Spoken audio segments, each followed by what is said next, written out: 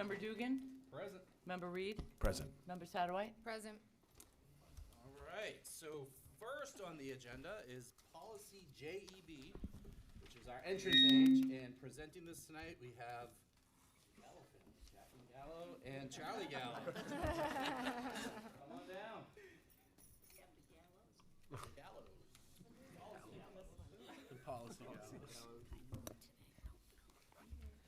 So very tough acts to follow in terms of the music and the tribute, so please wish us luck. You're going to do great. Thank you. All right. All right. So good evening, Subcommittee Chairperson Dugan, Subcommittee Members Satterwhite and Reed, and I want to briefly just congratulate this policy subcommittee on all of its work. Since January 2024, post the mask overhaul, the three of you have reviewed approximately 60 different policies, whether they be revocations, amendments, revisions, substantive changes, non-substantive changes, brand new policies. That's quite a lot. So I will miss working with you very much, Chairperson Dugan and Rep. Reed, and thank you. And we'll look forward to continuing to work with you, Member Satterwhite. The vote that I'm going to ask you for tonight is one that will be really important in terms of making a difference to our young families in Lynn. And so it's a great cap, I think, to this policy subcommittee's hard work over the past term. Good evening also, Mayor, Madam Vice Chair, members of the school committee as a whole, Superintendent Cohen, and members of the administration. For the record, Lynn Public Schools Compliance Officer Charlie Gallo, and with me is Jackie Gallo, Director of Early Learning. We're here tonight not just with a shared last name, but also a shared effort, and compliance is acting as a drafting partner, and Jackie is really the substantive, the vision, representing a policy proposal tonight that will expand high-quality early learning. We're talking about expanding pre-kindergarten access to general education 3-year-olds in Lynn, so this is a really exciting project to be working on. As always, there's a team behind the scenes, and there are multiple facets of this going on. But from the beginning, Superintendent Cohen has rolled up her sleeves on this, in addition to Deputies Fritz and Loof. Shinji, the superintendent's fellow from Harvard, has worked hard on this, and the mayor's office have been great partners, Danier in particular. Special education has a component in this, and so Dr. Colella and Attorney Meinalt, as well as the Welcome Center, Yvette and Nixidia, have had a part in this as well, and just want to acknowledge the team behind the scenes. This is your current entrance age policy, and I want to highlight a couple of provisions for you. The first provision is the Early Childhood Program, 2.9 years of age. What that is referencing is students who are attending pre-kindergarten on the basis of an IEP because they have a qualifying disability, and then pre-kindergarten program 4 years of age. And so what that anticipates is that only 4-year-old students would be eligible for the lottery seats, the general education seats in pre-K. What we're doing tonight is really exciting. As you can see by my graphic here, we're paving the way, and we're paving the way for opportunity and access, first of all, to all 4-year-olds via lottery, and then with any extra seats, we're proposing a policy change to expand to 3-year-olds to enter the lottery as general education students. In proposing these policy changes, we look to the mask model policy and some other districts, primarily Lowell, Cambridge. We also look to Boston, which is doing something similar as we're proposing tonight. And so in front of you, you have a draft entrance age policy, and I'll go through it, but I want to highlight a couple provisions in particular. There's no substantive change to the entry for grade 1 and kindergarten. That is, you turn 6 or 5 prior to September 1st. But here come the changes that we're proposing tonight. Children who will be 4 years of age prior to September 1st of the year during which they wish to enroll will be eligible to seek admission to pre-kindergarten preschool. And so what that means is that the lottery will be open to all 4-year-old students, and we hope that one day there will be access for all 4-year-old students in the Lynn Public Schools. And then with seats that are not filled by 4-year-olds, children who will be 3 years of old may be eligible to enter that lottery. And so that's why we have the may be eligible to seek admission language for our 3-year-old students, the idea being that if there are extra seats, and there are currently, that we could expand pre-K, and this would make a great difference in the lives of our young students and young families. Finally, the last provision is the IEP provision that takes the place of The 2.9 language, this is a lot more artfully drafted and was done in consultation with Dr. Colella and Attorney Meinelt. Jackie Gallo is going to take us through the vision, the reasons, and at the end of this, we'll take any questions, and we also have a proposed motion for your consideration. And thank you. Thank you, Charlie. So, can you hear me okay? So the purpose of this proposal, like Charlie said, is to request approval to include 3-year-olds in the district preschool lottery application process. Our goal is to expand equitable access to inclusionary preschool opportunities while also strengthening program quality, stabilizing enrollment, and ensuring alignment with broader district initiatives. Currently, our preschool programming operates in accordance with Massachusetts General Law, specifically 603 CMR 28, Special Education, which requires districts to ensure developmentally appropriate, specially designed programs for eligible children ages 3 and 4. Within this framework, we offer 2 primary settings, substantially separate classrooms, which primarily serves children with IEPs in small group learning environments, and inclusionary classrooms, which serves students both with and without IEPs.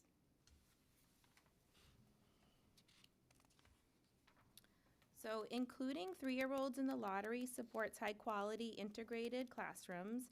Many of our students with IEPs are age 3, and having typically developing peers the same age would support social skills development, inclusive learning, and meeting least restrictive environment goals. This also allows for more developmentally aligned groupings, such as 3 turning 4-year-old classrooms and 4 turning 5-year-old classrooms, which leads to more targeted instruction, improved classroom management and support, and greater consistency for teachers and families. This also really is an ideal time, or like opportune time, for this change, as it aligns closely with our current early childhood grant initiatives. Including 3-year-olds in the application process improves the recruitment pipeline for the Commonwealth Preschool Partnership Initiative, which strengthens districts' partner alignment. And it also provides families with earlier connections to district services and supports smoother transitions and stronger data sharing. In addition, this change aligns with the work happening with the PRISM grant that Kelsey Bartlett and Michelle Winslow presented on last month. And they've been leading the good work around early literacy. So the PRISM grant is supporting curriculum review and adoption for preschool right now. And with an opportunity to create more age-aligned classrooms, we can strengthen instructional planning, improve assessment consistency, and support fidelity as we implement district-wide curriculum. And then lastly, just real quick, from an operational standpoint, enrollment priority will continue to rest with 4-year-olds. 3-year-olds would only be placed on once the 4-year-old waitlist has been fully exhausted. This approach ensures we're not displacing children who need access before kindergarten, and while still allowing our program flexibility to fill under-enrolled classrooms, which can happen sometimes in our half-day programs. And just as important, we will communicate this clearly to families, being transparent about the priority order and placement based on available seats. Any questions? Yep, Member Pena and then Member Reed. Okay, so thank you for the presentation. So just to get a clarification, you've heard of the late starters, how some kids have a birthday after September 4th? Now, will this kind of like, so is there an age where they're not eligible for kindergarten because they turned 5 after September? Will this eliminate that gap because it makes them eligible to be on the waiting list? Is that what I'm trying to get? Is that the clarification with this new policy? So for preschool, so they'll be they need to be 3 prior to September 1st. Yeah. Or 4 prior to September 1st. So if a child is, let's say if a child's 4, he's in pre-K, then he turns 5 after September 1st, he's not eligible for kindergarten? No, still, we still have that gap, yeah. 'Cause that's an issue that I always get a call. What, my child's birthday's after September 1st, you know? Yeah, yeah. So, yeah, but, But this, hopefully, having like the two kind of separate groups would help us with like curriculum and targeting more instruction. So like students could be in pre-K for a couple years and wouldn't have the same, so they're not gonna, like, age out, right? not until So, they're yeah, old at enough for 5, yeah. kindergarten, yes. I think, Can I just jump in there, because it's a great question. I think in part because of the expansion of pre-K seats, there should be more of the students that are in that position that while they wouldn't qualify for kindergarten, there would be a pre-K slot for them, right? Yeah. So at least there's. so, yeah, it'll be kind of expanding until they age out. Right, so the goal of this expansion is to get, all 4-year-olds access to pre-K, and I think a sort of corollary to that is we now have a reason to have seats for 3-year-olds, but it's because of that increased access. But, so the scenario where someone is turning 5 after September 1 and doesn't have anywhere to go will hopefully not be something that comes up often, because we have the seats at the pre-K level. Yeah. Thank you. Member Reed? Thank you. This is awesome, obviously. I know there's a lot of variables and tough math, but is there any approximation how many more seats, or I guess how many more opportunities it could create? It would vary Yeah. year to year. So, and it's also each year, our programming shifts depending on the needs of our students with IEPs. So like, right now we have quite a few half-day programs that it's a little harder to fill those lottery seats with the 4-year-olds. Because they might have found, something full day in another program. So it might be very limited seats for the 3-year-olds, but it's still, it would be better to fill them than to have them open. Sure. Thank you. Yeah, and I just want to build on that, because clearly, this policy change doesn't in itself add seats, right? What we're saying, we've added so many seats, there's now a reason to make this policy change, because there could be potential seats where that would meet the needs of a 3-year-old, so. Member Castellanos, did I see your hand? Yeah. Thank you so much for the presentation. This is exciting. Very grateful for all the work that's been put into this. I've seen it since I've been here for 8 years. I remember the idea. So to see it come into fruition and to see everyone over the years just stay so persistent on this, and you guys really, everyone from even the previous superintendents to the mayor before that, like this has been very well executed, and thank you. My question is around student to staff ratios. What is the range, and as we increase, as we have increased seats, what is the recommended ratios? Like what's the target range around that? Because I know the need's there, so I just want to know what that's going to look like in a healthy, obviously, classroom setting. Sure. So there are different programs in preschool. Yep. We have like the small group learning program. That's all students in the program are on IEPs, and the ratio is 9 students. In a full day program, it's 1 teacher and 3 paras. And in a half-day small group learning program, it would be 1 teacher and 2 paras. And then it kind of, it varies from there. So because we're trying to move to more inclusion type settings, we have multiple different models. Like we have integrated, that's one teacher, 1 para to 15 students. Then we also have inclusion, which is 1 teacher, 1 para to 20 students. So there's a few different models, and depending on the needs of the students with IEPs. Does that answer your question? It does. So if we include 3-year-olds, how does that how do we integrate the 3-year-olds with the? So it would still be the same program models. Okay. It's only if we can't fill the seats with the 4-year-olds. So the program model won't necessarily change. What we try to do is when we have students with IEPs, that are 3. We try to put them in the half-day program, saving kind of the full-day programs for the 4-year-olds unless there's a special need that they need the full-day program. So it would really be, the hope is that the half-day programs would be mostly 3-year-olds, and then having like a peer model from the lottery that's 3 in those half-day programs. That helps. And just my last question is just some clarification around the lottery process itself. Can you guys kind of walk me through what that actually entails as someone who, maybe if your child might be on that cuff, how to prepare for the lottery? I guess, like, can you just kind of give us some insight into that? Sure. So we're in process right now working with Power School. Yvette Martinez and the Welcome Center has been a huge support in this.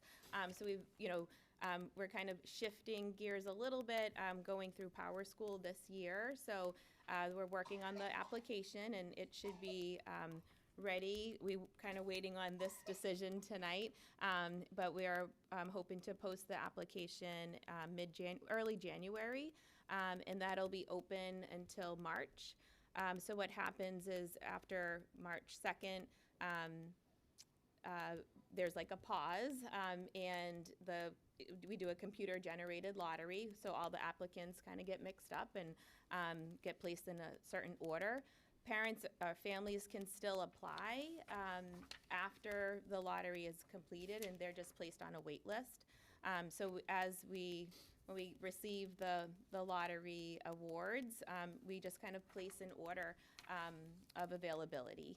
We do try to place the students in programs that are close to their home, but because we don't have preschool in every elementary school, it's a little challenging. And then sometimes as the seats are filling up, it's kind of, this is what we have left, because it's a true lottery. And we do try to do the full day first, and then we do the half-day placements, unless there are families that prefer half-day. That's awesome. Thank you. Yep. Member Gately. Thank you for your presentation. As I was reading through it, the only question I had was, will including the 3 to 4-year-olds take away from any spots? And then you answered it in the PowerPoint. And to boot, you gave us the motion. I just love this presentation. Thank you very, very much. And I'm glad for all the students, because it's wonderful that they have an idea what's going to be happening. 3rd grade, 3-year-olds can go to school, and the 4-year-olds are already having the spots first, and then they'll get filled in. It's really good to clarify that for our parents, and I thank you very much. Member Gately, make the beloved motion. Oh, I'm not on the committee. Oh, yeah. Well, I make the motion to accept the proposed entrance age policy, JEB, and move to the full committee. Second. Motion's been made, second. Roll call, please. Member Dugan? Yes. Member Reed? Yes. Member Satterwhite? Yes. Okay. All right, we have one more policy on the, thank you, Jackie Gabbard, for that. That was great, great presentation. One more policy on the agenda here. We have JFA-BD, which is homeless children and unaccompanied youth. And Lauren Walsh is going to present us to this. Welcome, Lauren. Thank you. Hi, thank you for having me. Good evening, Subcommittee Chairperson Dugan, Subcommittee members Satterwhite and Reed, Superintendent Cohen, and members of the administration, Mayor Nicholson, Madam Vice Chair, and members of the school committee as a whole. My name is Lauren Walsh. I'm the Assistant Director of Compliance, and I am here tonight to present a cleanup of changes to JFABD, our policy with regard to homeless children and unaccompanied youth. During its 2023 overhaul of the LPS policy manual, MASC actually did not recommend any changes to our policy here. So this is a true cleanup just of some typos and some clarifications. They have their own model policy, which they did not recommend that we implement. They liked our policy better, basically. And so no substantive changes. But we did conduct a review in compliance, and we're just recommending that we change a little bit of the language. So in section 1, the policy notes, I've got the policy up here for you. I think you all also have it in a packet that we provided. In section 1, the policy notes that the homeless education liaison interviews parents and guardians of homeless children and unaccompanied youth at the time of registration. The update to the language would just loosen that up and allow for an interview to occur at the time of registration, but also allow for it to happen at other times if that were necessary, either for the family or for the homeless liaison herself. Also in section 1, the policy currently indicates that the homeless education liaison is a registered nurse and administers immunizations as needed. LPS has actually moved away from the homeless liaison being a registered nurse. At least the last 4 have not been. As well as LPS did administer immunizations to students previously, but hasn't for about the last 5 years. And so this cleanup in language is really just to sort of take away the things that we're not doing anymore from the policy. Homeless children and unaccompanied youth are still set up with services through the policy, so it doesn't really change the mechanism by which we already do what we're doing. It just sort of takes out some outdated language or out of practice that we're not doing. In section 2, there's a typo. So instead of saying living in emergency or transitional shelters are abandoned in hospitals, the new policy would say living in emergency or transitional shelters or abandoned in hospitals, just so that it reads a little bit better. And then again in section 2, it's a technical edit. Unaccompanied youth must be homeless by federal definition, and so removing it from the definition of homelessness just sort of creates a lack of redundancy within the policy. That actually ends my presentation. It's really just a quick cleanup, but any questions that you might have? Questions from the committee? All right, seeing none, we need a motion. Make a motion to accept the proposed homeless children and unaccompanied youth policy, JFABD, and move to the full committee. Second. Roll call, please. Member Dugan? Yes. Member Reed? Yes. Member Satterwhite? Yes. Thank you. Thank you, guys. Thank you, Lauren. Seeing no further business, we need a Motion to adjourn. Second, roll call. Member Dugan? Yes. Member Reed? Yes. Member Satterwhite? Yes. All right, policy subcommittee adjourned.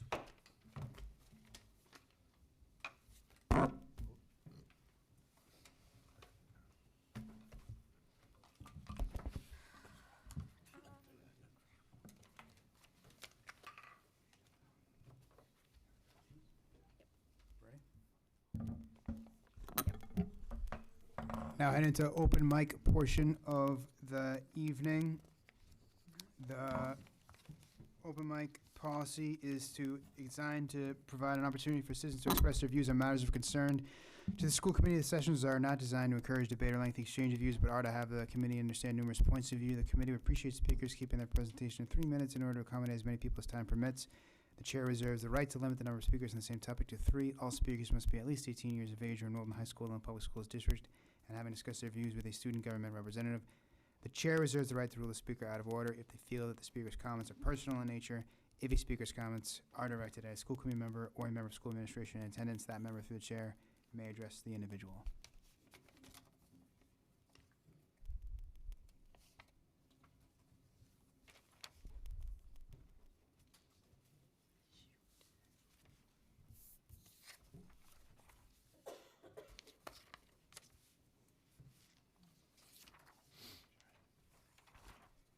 All right, Stacy Barrett, if you could please state your name and address.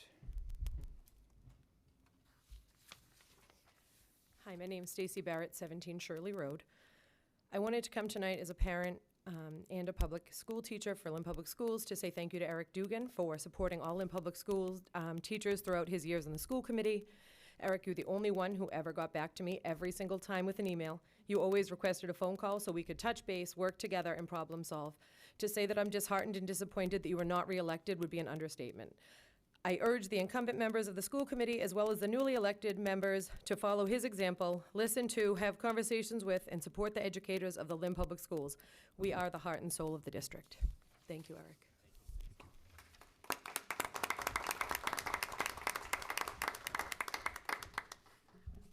Thank you very much. Is there anyone else wishing to speak at open mic? Anyone else for open mic? Last call for open mic, and we will close the open mic portion of the evening and move into the second special meeting of the school committee. Roll call, please. Member Castellanos? Present. Member Dugan? Present. Member Gately? Present. Member Pena? Present. Member Reed? Present. Member Satterwhite? Present. Mayor Nicholson? Present. For those who are able, please rise for salute to the flag and remain standing for a moment of silence. Allegiance to the flag of the United States of America, to the republic for which it stands, one nation, under God, indivisible, with liberty and justice for all. Now, a moment of silence in memory of Marilyn J. Scarborough Muse, former teacher, passed away November 16th, 2025. Dorothy E. Healy, retired paraprofessional, November 18th, 2025. Patricia Hurahan, retired administrator, November 21st, 2025. James McGann, retired teacher, November 30th, 2025. And Dr. James T. Leonard, retired superintendent of schools, December 3rd, 2025.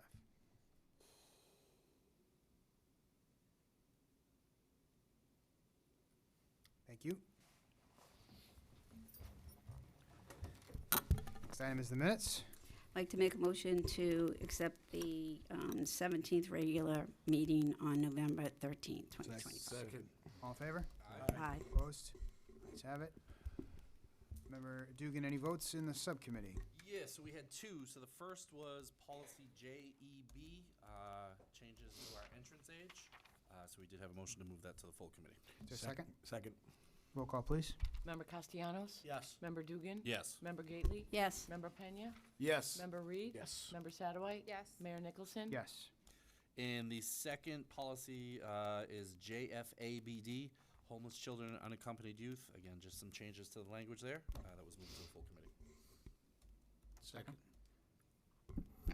Roll call, please. Member Castellanos? Yes. Member Dugan? Yes. Member Gately? Yes. Member Pena? Yes. Member Reed? Yes. Member Satterwhite? Yes. Mayor Nicholson? Yes. Next, we have the budget. Good evening, Mayor, members of the school committee, colleagues, families, and students. I will be reviewing the high-level overview of the budget process for FY27 we discussed in November and diving deeper into the specifics of our strategy this year. I want to thank Kevin McHugh, Business Administrator, and Jamie Colon, Manager of Financial Operations, for joining me in this presentation this evening. This second presentation builds on what we shared earlier and is meant to deepen understanding of how we are approaching the FY27 budget. My goal tonight is transparency, to explain the process, the constraints, and the choices in front of us, not to pre-decide or predetermine any outcomes. The FY27 budget is a blueprint for equity, innovation, and excellence. Together, the city, school committee, and community ensures that every investment leads to meaningful results for Lynn's children. Every decision will be grounded in our values and guiding principles. These values remind us that the budget is a moral document. They reflect what we value, who we prioritize, and how we support students and staff. Our process ensures every dollar advances student achievement and reflects Lynn's shared values of inclusiveness, collaboration, and accountability. The process spans from the fall through the spring of 2026, integrating community voice, fiscal responsibility, and instructional priorities. Tonight, we will go over the timeline that we discussed in November and look at different fiscal scenarios that may present this budget season. I want to be very clear that thoughtful budget development takes time, especially during a leadership transition. Rushing decision creates instability. This process is intentionally paced so we can listen, analyze, and align. This slide integrates our values and our guiding principles in the budget development process.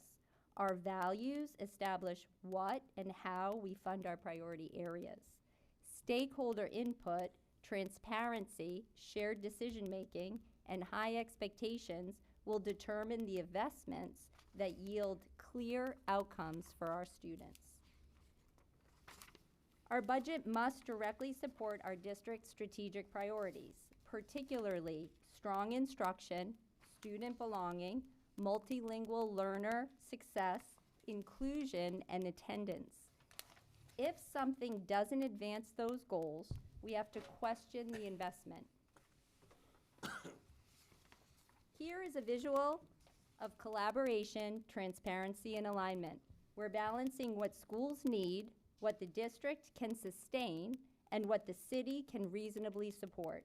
We work closely with principals, central office leaders, and school committee, along with the city. We assess enrollment, staffing needs, efficiencies, and funding requests, all while keeping instructional impact front and center. At this time, I will turn this presentation over to Kevin McHugh, who will take us through an explanation of Chapter 70 funding and the Student Opportunity Act. Thank you. Thank you, Molly. Chapter 70 funding is heavily tied to October 1 enrollments. As you can see on the chart, we have experienced fluctuations over time. Even small enrollment changes can significantly impact state aid, which is why enrollment matters so much in our planning. This slide breaks down how Chapter 70 works in 3 basic steps. First, the state calculates what it believes is an adequate foundation budget. Then it determines how much the city should contribute based upon wealth, and the remainder comes from the state.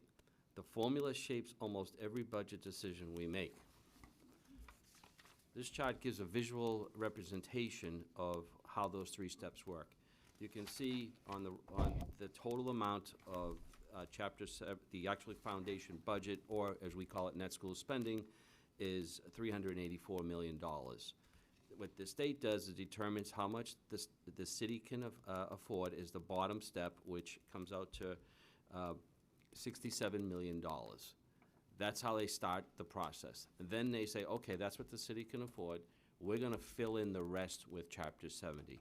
And you can see that comes up to be $317 million, which is 82% of the foundation budget. So if we look across the state, we're one of the top districts that's received the most aid. So we've done very well with Chapter 70 funds. So that's just a nice little visual so you can see it a little bit differently than just the words. This visual shows both the foundation budget and the state aid have grown over time, but growth is not guaranteed. This is one reason we are preparing for multiple scenarios rather than assuming best-case outcomes. The Student Opportunity Act has brought critical investments for low-income students, multilingual learners, special education, and guidance services. It's important to note that in FY27 is the final year of the Student Opportunity Act implementation, which raises long-term sustainability questions we must now plan for now. In short, our funding context is shaped by Chapter 70 and the Student Opportunity Act, and those dollars are tied to very specific expectations, including MTSS, high school redesign, dual language expansion. Our goal each year is to use these resources strategically, aligning spending to need and maintaining transparency and stewardship for public funds. Chapter 70 aid is the state formula ensuring equitable education across communities, and the Student Opportunity Act enhances equity with adjustments for communities like ours who have specialized needs. Thank you, Kevin. This slide outlines the realities driving cost increases. So as you can see, we have contractual obligations, which are the step increases and the column increases, special education, transportation, utilities, and health insurance. Many of these are non-discretionary and must be funded. They represent real obligations we cannot ignore, even as we try to protect classroom instruction. We are presenting multiple scenarios because transparency matters. Enrollment trends, possible changes in Chapter 70, and the sunsetting of the Student Opportunity Act, along with our new school increases, all create uncertainty. Planning for only one outcome would be irresponsible. We're looking at 3 potential paths: a level service budget, a systems investment budget, and reduced Chapter 70 scenario. None are decisions tonight. We do not know what the future holds. These are tools to help us understand the trade-offs. When we look at the level service budget, this scenario covers the contractual increases and fixed costs, but includes no new investments. Even maintaining services may require reductions elsewhere just to absorb rising costs. The risk here is that level service can still feel like a loss. Potentially larger classes, perhaps fewer interventions, maybe reduced professional development. We may have to delay hiring. We'll know more when we actually have our figures, but that is a potential scenario. Scenario B, systems investment budget, reflects intentional investment in attendance, belonging, family engagement, teacher retention, and staffing for new schools. The systems that stabilize learning and support instruction. These investments are focused and strategic, not add-ons. They support mandatory staffing, instructional priorities, family engagement, and building operations tied directly to student success. Scenario C is the most challenging scenario. If enrollment declines reduce state aid, we face a structural deficit that would require difficult reductions. These consequences are real and serious. Staff reductions, fewer programs, increased strain on multilingual and special education supports, and deeper inequities. This is why careful planning matters. At this time, we do not believe this is the direction the state will go in. We just want to educate the public on what reduced Chapter 70 would mean. No matter the scenario, there are non-negotiables.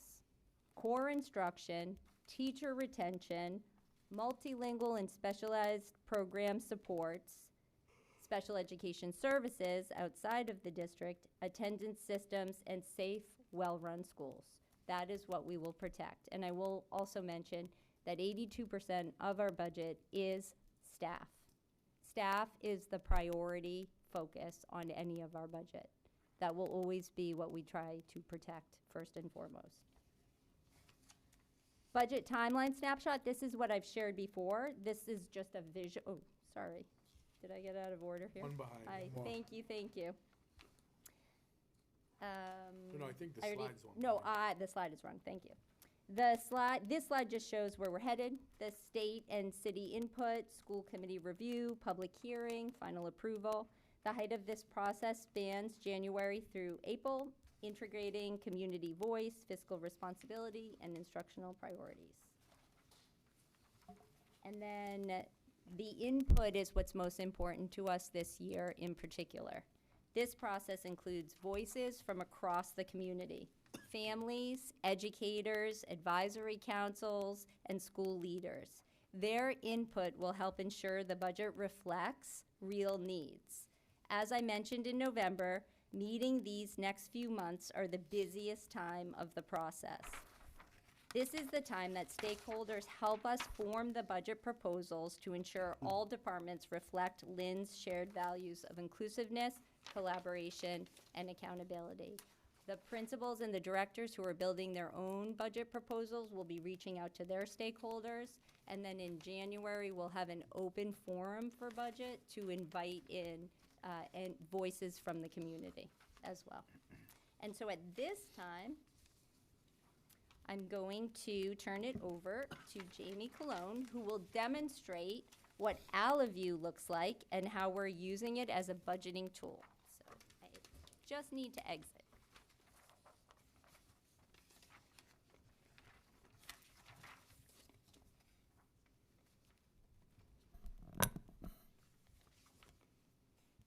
Good evening. We are introducing Allaview, the platform that supports our shift to student-based budgeting. This model modernizes how we allocate resources by linking dollars directly to students and their needs rather than historical spending. The goal is to provide the district with greater transparency, equity, and flexibility while maintaining fiscal accountability. What is student-based budgeting? Student-based budgeting starts with a base allocation for every student. Additional funding is provided for students with greater needs such as English language learners, special education, and low-income students. This approach ensures that funding is equitable, predictable, and transparent across schools. Principals and directors have more visibility into how funding is generated and more flexible in how it is used to support student need. AllaView has three main functions: allocate, which allocates dollars using formulas; budget, which principals and directors work to enter their budget; and manage, which is day-to-day transactions and spending. In the allocate function, every school receives mandatory base staffing. Staffing looks like one principal per school, one clerk per 400 students, and a student-to-teacher ratio. These positions are non-negotiable to ensure baseline operational support in every building. Allocation rules can be adjusted based on enrollment, programming, and unique building needs such as specialized special education program. This balances consistency district-wide with responsiveness to school-level needs. The budget function is where the principals and directors will see their total allocated fundings. The staffing is preloaded to reduce manual work and ensure accuracy. If there are excess funds, school leaders have autonomy to reallocate dollars to meet building priorities, and any funding overages must be justified, reinforcing responsible and intentional budgeting. Under manage, AllaView allows schools to manage budgets in real time. Leaders can view original and revised budgets, track transfers in and out, monitor actual expenditures as they post, review purchase orders and invoices tied to their budgets. This creates ongoing visibility, not just a one-time budget submission. We've already completed multiple training sessions in October and December to support principals and directors. Today's working session allowed leaders to log in and begin the budget entry process with hands-on support. Budget development will continue through January, followed by clear vetting and an approval process. Once principals and directors submit their budget, it will go to their partner deputy, then the finance department, and lastly, the superintendent. This shift represents a new system that moves from spending dollars to strategically investing in our students. Thank you. Thank you.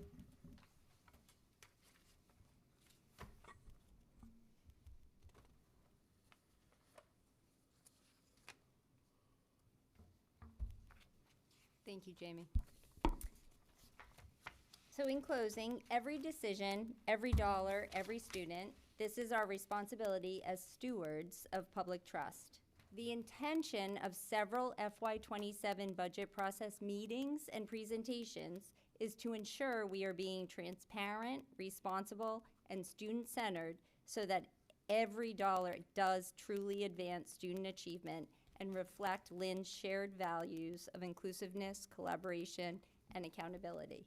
Tonight, I reviewed with you the timeline and the fiscal context. As we move forward in the budget process, we will fill in the details as the proposals from principals and directors come into us, and we will begin to take shape in a comprehensive LPS budget proposal. Thank you. Questions? Member Gailey, Member Castellanos. This one is for Kevin, Mr. McHugh. I asked you a question earlier this week. I had to call you because there was a question how if someone gets a grant deposited into their school, how can they use that? So could you just go over that for the public so that teachers in elementary schools and middle schools and high school, they understand, I know from my point of view in the high schools that they would have, I had a club and the club would put money into that and I could just get that. I would have a checkbook. But I'm hearing that that isn't happening and I just want to make sure that that is happening. And for the elementary school, you mentioned that they had to write a, what was the word? if they wanted something, say, an elementary school had put money into the Yeah. account. So it's really, as you're aware, we have two methods. One, all middle and high school have student activity accounts. Okay, they actually have a checking account. Yes. Money gets deposited, they had to be set up properly through the city hall, because we use the same banking system the city uses. They all get set up, and then money gets deposited, and then they can write checks. All right, so that's at the high school. If they get a grant, or an elementary school gets a grant, those funds come here, they get deposited the same way through the city, but they're set up as a grant for that school.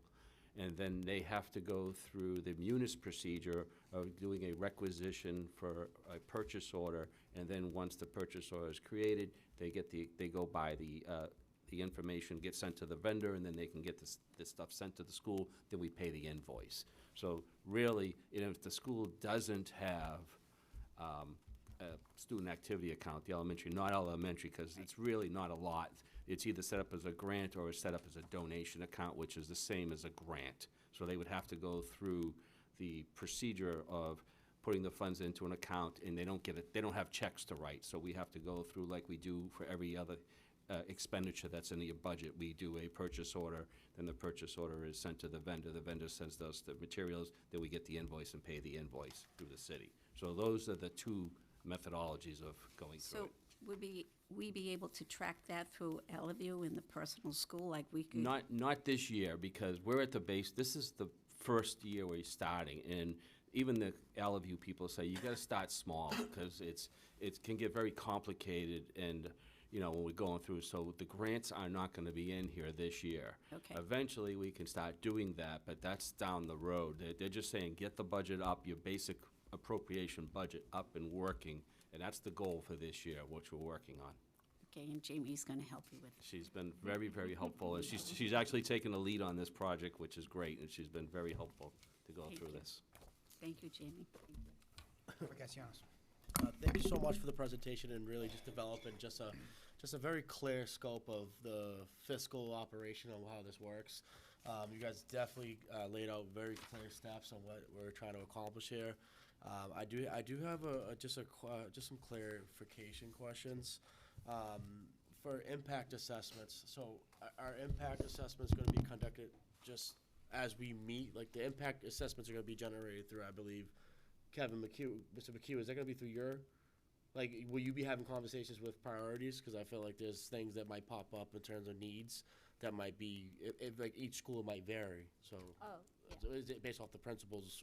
Right, so the process is in January. The principals and directors present to the executive leadership team. We want the members of executive leadership at the table because there are varying needs. Special education needs vary, cell needs vary. We have itinerant positions across the city, and they present to us what are their needs based on their enrollment. The discussion then comes in the second iteration when we've taken in all of the different proposals. Our focus, though, is on priority area 1, strengthening the instructional core with culturally and linguistically responsive practices. 4, which is inclusion and belonging, and 5, shared accountability, ensuring that we're responding to the data that we're evaluating and assessing. So that development process happens with multiple iterations. The purpose of our meetings here is to report back to you what that is starting to form like, and also having one-on-one conversations with you. Right now, we don't know what the budget numbers are because we won't have the governor's numbers until late January and probably city numbers until February. So we presented this to the district leaders and to the principals to have these 3 frames, lenses, as they approach their budget. So if we were to have a system level budget, how would they approach that? But they should be thinking in terms of somewhat with a bit of a scarcity lens. They have to be flexible. What are the things in terms of priorities that would go down by the wayside? So all 3 are prepared. So all 3 budget scenarios are being looked at each school, so every principal and every leader, so that's great. Yeah, they And won't, they they would won't, get I it don't back want, to you I actually gave them sort of like a percentage of brain space. Yeah. I said, you know, I really would only put a 10% space on the chapter 70 reductions. We don't anticipate that. There's been a few forecasts. We don't believe that decline enrollment will lead to a massive financial crisis for us. But the world is, you know, we don't have a magic ball, you know, and so we said, a crystal ball rather. So we said, just, you know, have that in the back of your mind. So if in an event that we would have to pivot, but I want them thinking way ahead of what could happen to be prepared. Thank you. Any other questions? That's just a comment. They're very transparent, so this is very appreciate the transparency on this. Very transparent. So, and that it's really important to folks in the room that this is a very transparent, very updated looking process. I've done this for 8 years. This is phenomenal. So, thank you for all the leadership on this. Yeah, and if I may, Brian, Member Castellanos, to respond to that, and I'm looking out at the audience and I'm looking at the camera, this is our budget. There's not a your side, our side. This is our budget that reflects our priorities, and that's why the stakeholder involvement is incredibly important. So thank you. Ms. Satterwhite. So I just have a couple questions general about the student-based budgeting. What's the definition of a low-income student? Is it different from what is used by federal government? No, there's an same. actual Yeah. calculation, that's a formula. Mhm. Okay. Yeah. And then just lastly, what about the out-of-district needs for some of our students? Is it gonna be like centralized or attached to the school in their district? Oh, in Allevue, that's a good question. The added district really falls under the SPED department, which is or you're talking about out of district placements? Yeah, that would fall right under the SPED department, not attached to a school. Oh, okay. Mhm. Thank you. Great, well, thank you for the presentation and all the work that went into it, and everybody, thank you in advance for all the input and discussion. I'm looking forward to working through this with you all over the course of the next few months. And in addition to those updates, it's worth noting that we're under the new charter now for the city, which has a different timeline, which is part of where these goals are for the calendar come from, to be able to maintain that. So looking forward to working with you all on all that. Next item is a request to accept donations. It's a recommendation of the superintendent. Oh, yes, I'm recommending to please accept this donation. The $2,000 for the Cummings Community Giving Award to Ford Elementary for grade 3 classrooms. So moved. Second. All in favor? Aye. Opposed? Ayes have it. The same for the. Okay, yes, another miscellaneous donation to Classical High School Trade Scholarship totaling $400. So moved. Second. All in favor? All right. Opposed? Ayes have it. Okay, we're also looking for you to accept the books from the GE Aerospace Book Drive. Recipient schools are to be determined. So moved. Second. All in favor? Aye. Opposed? Ayes have it. Thank you to the donors for those generous donations. We appreciate it. I think we would entertain here a motion to amend the agenda to move communications up. So moved. Is there a second? Second. All in favor? Aye. Opposed? Ayes have it. Thank you. So you'll notice there are two letters there under communication. The North Shore Collaborative 2025 Annual Report. I just want to call your attention to this document that's inside your packets, and any questions that you may have, please reach out to us. This is just an annual report, and we'll be sharing the budget in the spring when their budget comes out. So thank you very much for that. And now, December.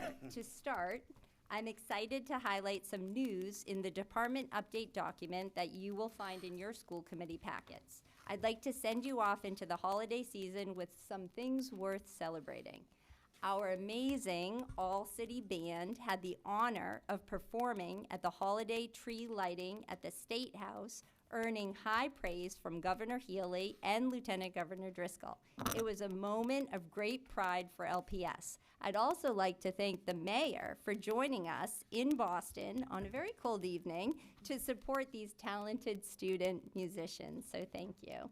More than 600 of our high school juniors got an education in managing money at the Credit of Life Fair at LVTI.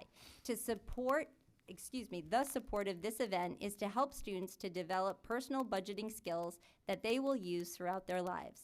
Thanks to the Institution for Savings Bank for sponsoring and the coordination and organization of our Assistant Director of History, Kristen Tobacco. That was also a fantastic event. I had the chance to visit with student council members at the Aborn School who wrote letters to the mayor and city council asking that the city take steps to slow down traffic on Eastern Avenue. So I'm going to repeat that to anybody who's driving up and down Eastern Avenue. We have some very concerned fourth grade members of our community who would like you to slow down as you drive down Eastern Avenue.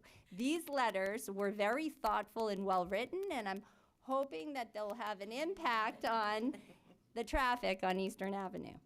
In keeping with the theme of partnership, we appreciate the many community partners who support our efforts to provide students with more than just an outstanding academic experience.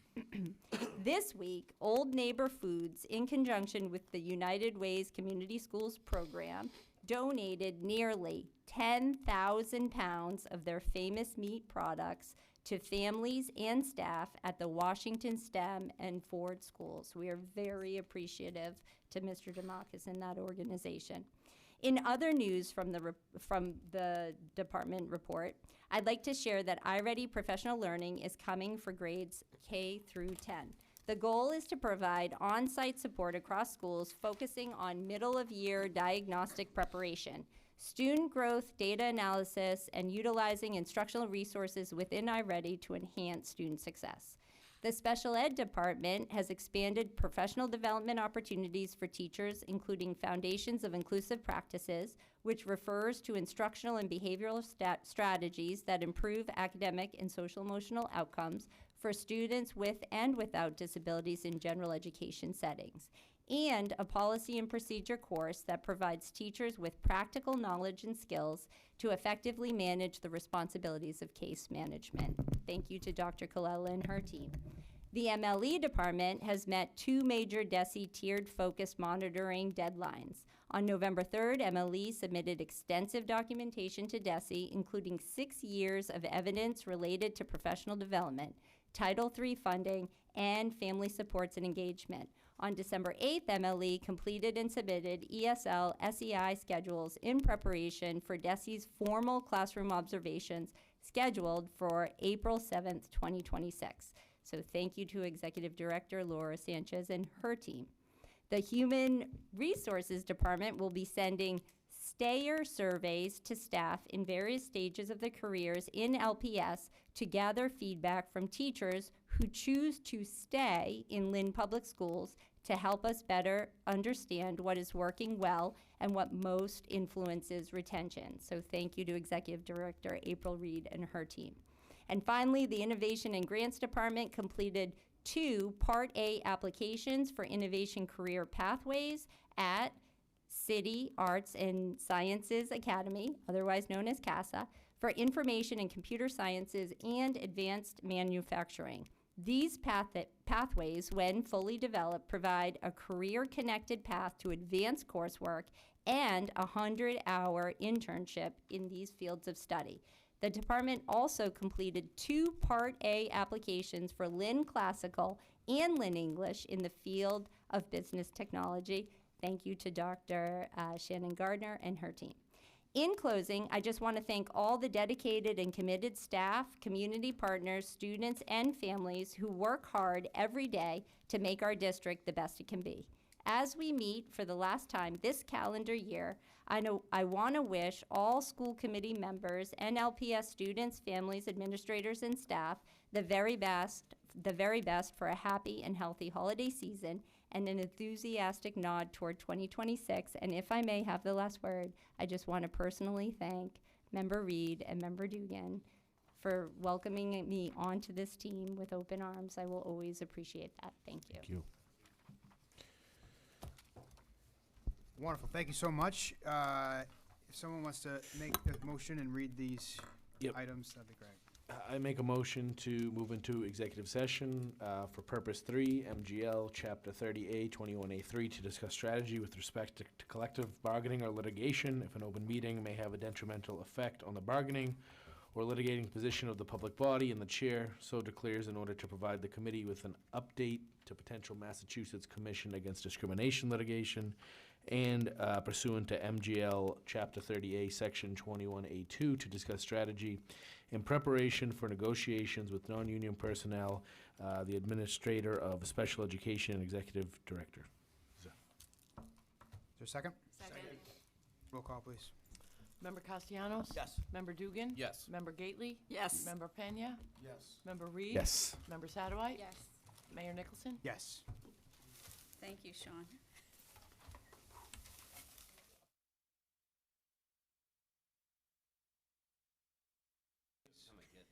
Member Castellanos?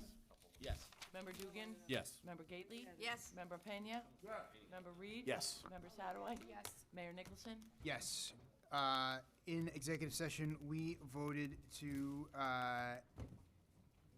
give the raises for the administrator of special education and executive directors, mirroring the cost of living adjustments in the collective bargaining agreements. Is there a motion to? Motion. Okay. So Motion made, moved. and then seconded by? Second. Second. All right, any discussion? Nope. Roll call, please. Member Castellanos? Member Dugan? Yes. Member Gately? Yes. Member Pena? Yes. Member Reed? Yes. Member Satterwhite? Yes. Mayor Nicholson? Yes. Motion to adjourn. Second? All in favor? Aye.